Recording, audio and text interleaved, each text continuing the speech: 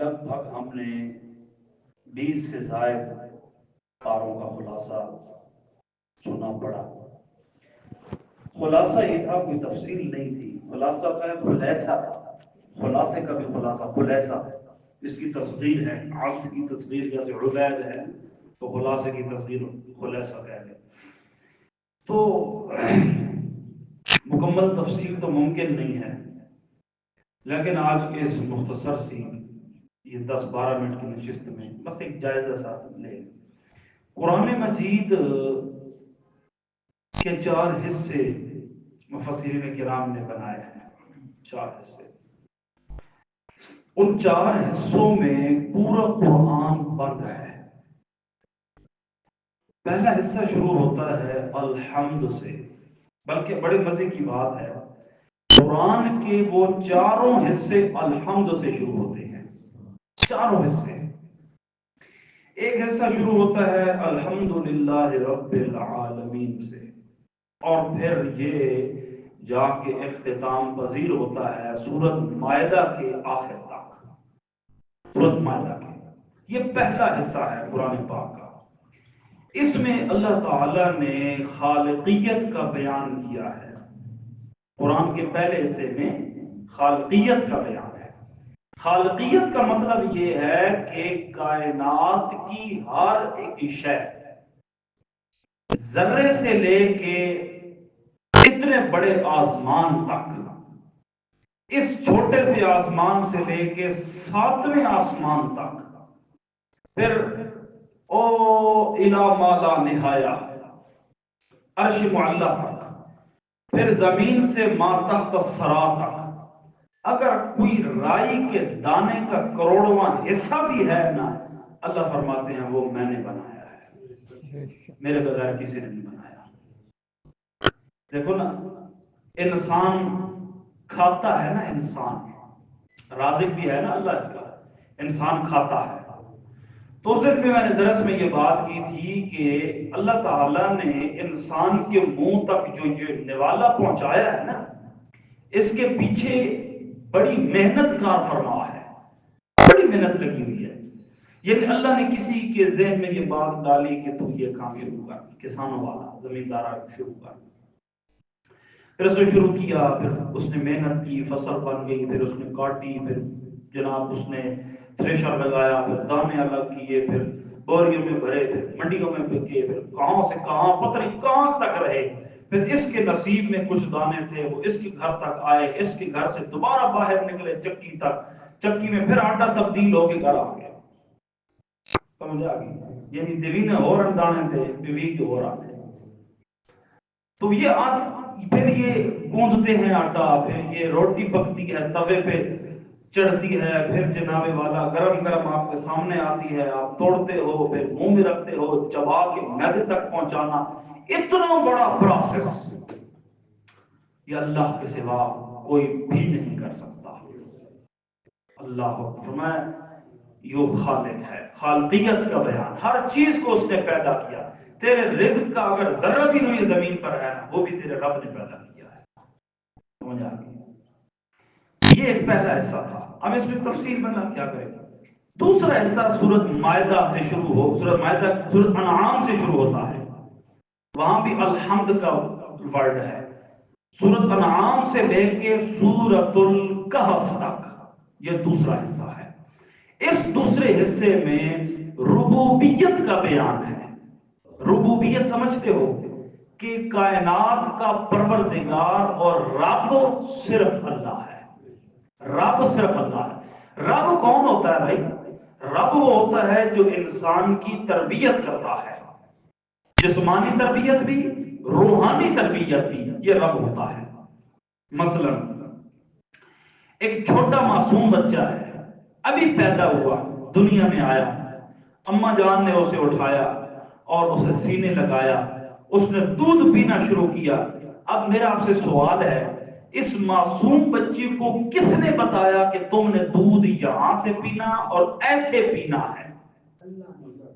یہ کوئی سیکھ کے آیا پیچھے، یا اسے کسی نے لیکچر دیا، یا اسے کسی نے تعلیم دی ہے؟ بڑے بڑے لیکچرار بلا لو کہ اسے سمجھاؤ کہ ایسے تم نے خوراک حاصل کرنی ہے، یہاں سے حاصل کرنی ہے، ممکن ہی نہیں ہے۔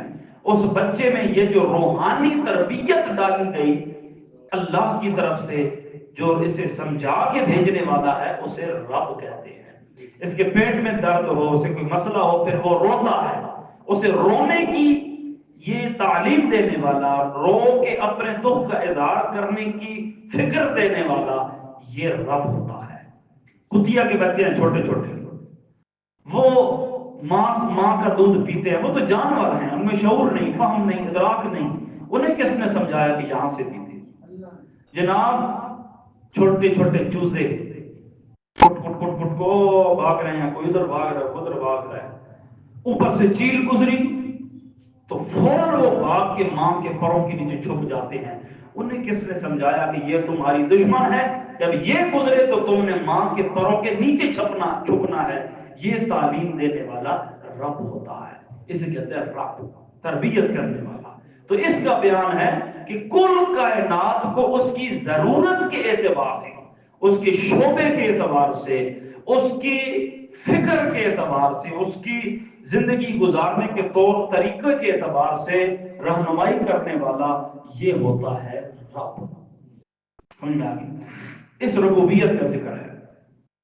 تیسرا ایسا شروع ہوتا ہے سورۃ کہف سے لے کے الحمدللہ الذی انزل علی عبدہ الکتاب ولم یجعل لہ عوجا، یہ پھر جا کے ختم ہوتا ہے سورۃ سبا تک۔ اس حصے میں اللہ نے بیان کیا کہ تخت بادشاہی پہ میں رب خود متمکن ہوں، میں اللہ نے اپنے اختیار روئی زمین پر کسی کے حوالے نہیں کیے ہوئے، نہ کوئی نبی میرے اختیارات میں شریک، نہ کوئی ولی میرے اختیار میں شریک، نہ حضرت علی میرے اختیارات میں شریک، کوئی بھی روئی زمین پر میں اللہ کے اختیارات میں اللہ کا شریک نہیں ہو سکتا۔ یعنی مالکیت کا بیان کہ کائنات کا اکیلا مالک وہ صرف میں، میرے سوال پہ، یعنی کسی کے حوالے اپنے اختیار نہیں کر رکھے، میں جو چاہوں کرتا ہوں، مجھے کوئی روکنے والا نہیں۔ مثلا کون فیکون، کون کہتا ہے اور پھر کائنات کھڑی کر دیتا ہے، پھر کون کہے گا کائنات درم برم کر کے رکھ دے گا، مالکیت کا بیان۔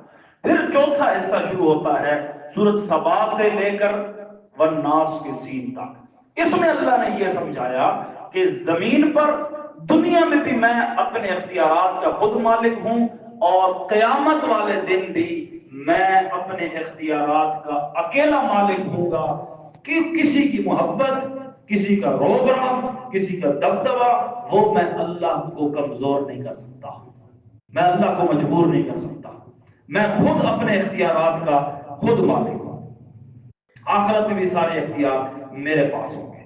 تو فرمایا جب خالق اللہ کل کائنات کا، جب کل کائنات کا رب اللہ، جب سارے اختیار صرف اس کے پاس، یعنی مالک صرف اللہ، آخرت میں بھی سارے اختیار اسی کے پاس ہوں گے، جب یہ سب کچھ اللہ کی صفات ہیں، جب سب کچھ اللہ کے ہاتھ میں، تو پھر قرآن ہمیں ایک نقطہ نظر کی طرف دعوت دیتے ہوئے یہ کہتا ہے جب سب کچھ اللہ کے اختیار میں ہے، تمہارے دکھ سکھ اللہ کے اختیار میں، تمہاری خوشی غمی اللہ کے اختیار میں، تمہارا نفع نقصان اللہ کے اختیار میں، تمہاری موت و حیات اللہ کے اختیار میں، تمہاری عزت ذلت اللہ کے اختیار میں، تمہارا دینا روکنا اللہ کے اختیار میں، تمہارا رزق روزی اولاد کاروبار اللہ کے اختیار میں، تو پھر حاجات پڑھنے پہ اپنی غائبانہ حاجات میں بھی پکارنا صرف کس کو چاہیے؟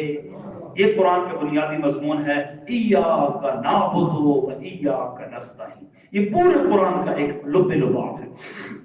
یہ چار حصے قرآن کے آپ نے سن لیے۔ پورے قرآن مجید کا خلاصہ ان چار حصوں میں بند ہے۔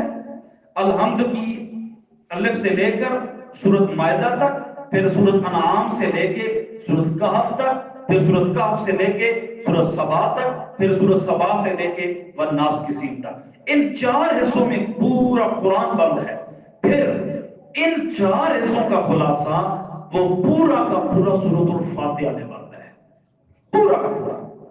الحمدللہ رب العالمین، تمام تعریف اللہ کے لیے جو ساری کائنات کا پالنے والا ہے، رب ہے کل کائنات کا، الرحمن الرحیم، رسالت کا بیان، رسالت سے بڑی رحمت کوئی نہیں ہو سکتی، مالک یوم الدین، قیامت کے دن کا مالک، کہ کل اختیار اسی کے پاس ہوں گے۔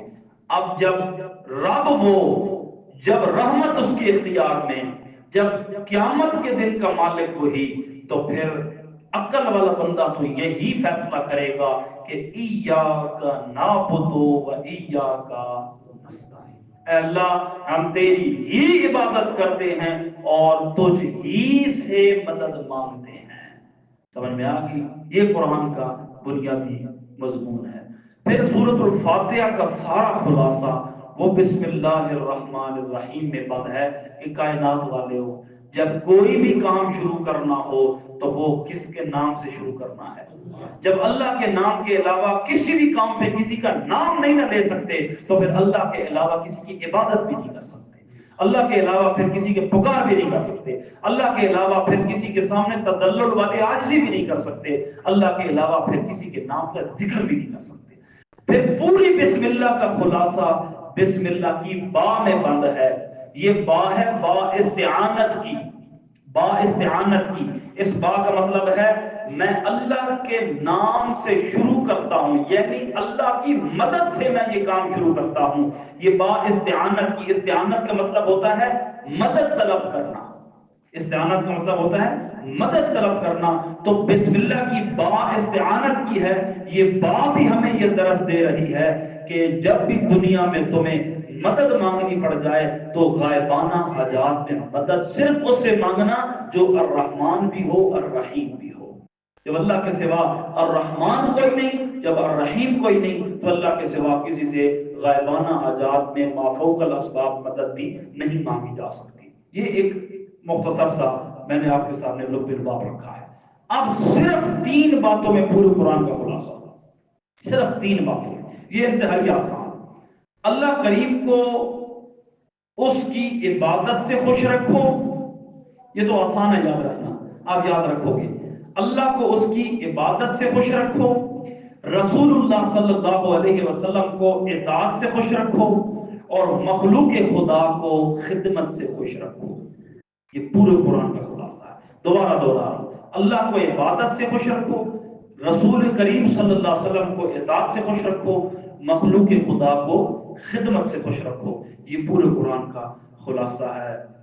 تو یہ آپ کے سامنے مختصر سا ایک جائزہ پیش کر دیا ہے کہ اجالے اپنی یادوں کے ہمارے ساتھ رہنے دو، نہ جانے کس گلی میں زندگی کی شام ہو جائے۔ پتہ نہیں اگلے سال زندہ ہوں